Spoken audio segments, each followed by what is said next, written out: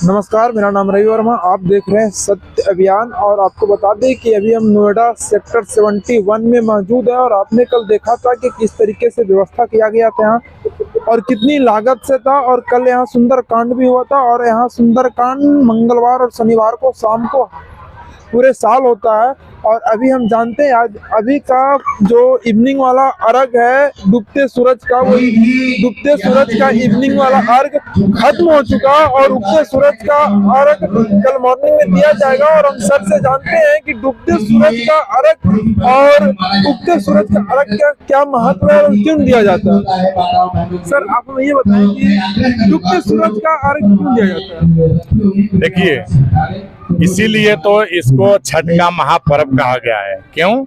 क्योंकि उगते हुए सूर्य को तो हर कोई जल देता है, क्योंकि वो उगते हुए सूर्य को जल देने से हमें पॉजिटिव एनर्जी मिलती है, जिसमें हमारा आत्मविश्वास और उत्साह बढ़ता है। और इसी आत्मविश्वास और उत्साह को हम अपने जीवन को सफल बनाने में सक्षम होते हैं, हर किसी कार्य को सफल बनाने में सक्षम होते हैं। डूबते हुए सूर्य को अर्घ इसलिए देते हैं कि पहले हम सायंकालीन डूबते हुए सूर्य को जल देते हैं और फिर अगले दिन उगते हुए सूर्य को जल देते हैं। डूबते हुए सूर्य को इसलिए देते हैं कि हे प्रभु, आपकी इतनी असीम अनुकंपा और कृपा हम सभी पर बनी रहे। जो हमने पूरे दिन छठ व्रत, पूरे जो 36 घंटे से कंटिन्यू छठ व्रत पूजा करते आ रहे हैं, वो हमारा व्रत सफल हो, इसके लिए हम आपको डूबते हुए सूर्य को अर्घ दे रहे हैं। इसीलिए दे रहे हैं कि हमारा दिन तो बहुत अच्छे से निकल गया, पीछे का जितना हमने 24 घंटे व्रत किया वो बहुत अच्छे से सफल हो गया, आगे का जो बचा है वो भी अच्छे से सफल हो जाए। इतनी कृपा बनाए रखे कि जैसे ये पूरे दिन निकल गया वैसे रात भी निकल जाए, ताकि हम सुबह उठ करके आपसे पुनः प्रार्थना कर सकें और आपको सूर्य को अर्घ दे सकें। ये बताइए सर, छठ पर्व कहाँ से शुरू हुआ? देखिए, छठ व्रत का जो महात्म्य है, जो पौराणिक कथाएं हैं, ऐसा माना जाता है कि महाभारत काल के समय से द्रौपदी ने पांडवों के मंगल कामना के लिए यह व्रत और पूजा किया था। इसके अलावा और भी एक राजा थे, उन्होंने भी यह व्रत और पूजा किया था। फिर ये बिहार के औरंगाबाद जिले से इसका शुरुआत हुआ। कहीं ना कहीं से कोई चीज तो निकलेगी और वहां से निकल करके धीरे धीरे पूरा बिहार, जो कि उसमें से कुछ अलग झारखंड भी हो गया। अब पूरे बिहार में जब हुआ तो उसका बॉर्डर जो है पूर्वांचल, जिसको हम पूरब यूपी कहते हैं, ईस्टर्न यूपी, पूरा यूपी पकड़ लिया। अब देखते ही देखते हम दूसरे के जो सहयोगी हैं, साथी हैं, उनको आनंद आने लगा, अच्छा लगने लगा, तो वो सभी करने लगे। फिर इस तरह से मिल करके बहुत सारे राज्यों में आज जो है सो बढ़ा हुआ, चूंकि बिहार समाज जो है सो अनेक राज्यों में जो है सो फैला हुआ है, वो वहाँ करता है, उसको देख के और लोग करते हैं। क्योंकि सर इसलिए बिहार तो पूरे भारत में एक बिहार स्टेट ऐसा है जहाँ के लोग आपको पूरे भारत में मिलेंगे और हर एक क्षेत्र में मिलेंगे। जी, क्योंकि बिहार के लोगों में किसी भी कार्य को सफल बनाने की क्षमता होती है।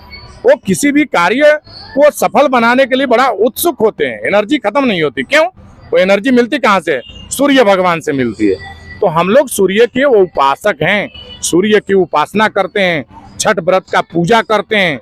उससे हमको इतनी एनर्जी मिलती है कि हम काम के लिए हर जगह पूजे जाते हैं, हर जगह से बुलावा आता है और देश ही नहीं पूरे विदेशों में भी जो है सो हम पहुंचे हुए हैं। तो सर आप हमें बताइए कि छठ माता और सूर्य भगवान का सुनते हैं कि दोनों भाई बहन है, तो ऐसा थोड़ा कुछ बताएं। जी, सूर्य भगवान ने छठी मैया से कहा कि हे छठी, जो भी हमारा व्रत और उपासना कार्तिक मास के शुक्ल पक्ष के षष्ठी तिथि को करेगा, उसके हम समस्त मनोकामनाओं को पूर्ण करेंगे।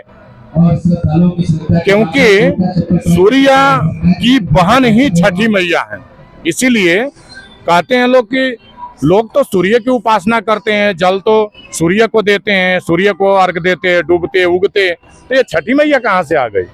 वो इसीलिए आ गई कि षष्ठी देवी हैं और वो देवी भगवान सूर्य की बहन है। और भगवान सूर्य ने कहा कि जो भी तुम्हारे दिन हमारी उपासना करेगा उसके हम मनोरथ को पूर्ण करेंगे। इसीलिए कार्तिक शुक्ल पक्ष षष्ठी को सूर्य भगवान की विशेष रूप से उपासना की जाती है।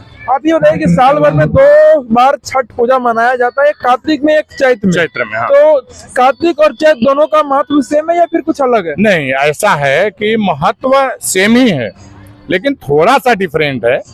वो इसलिए जिस तरह से कि नवरात्र में जो हमारे नवरात्र त्योहार होता है वो साल में 4 होता है। बिल्कुल। 4 में से 2 प्रमुख तौर पे उजागर है, एक आश्विन और एक चैत्र में होता है। हाँ। तो उसमें क्या होता है कि आश्विन वाले को बहुत ज्यादा महत्व दिया जाता है। क्यों?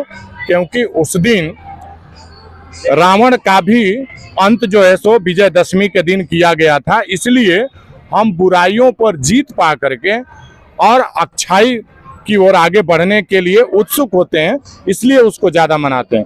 चैत्र में राम नवमी होता है, यानी उस दिन नवमी के दिन राम जी का जन्म हुआ था, इसलिए उसको मनाते हैं। तो इसी प्रकार से जो कार्तिक शुक्ल पक्ष का जो छठ पूजा है, इस दिन भगवान सूर्य का विशेष रूप से जो है सो आशीर्वाद प्राप्त है, इसलिए ये थोड़ा विशेष महत्वपूर्ण है, वो थोड़ा कम है। अच्छा, करते उसको भी।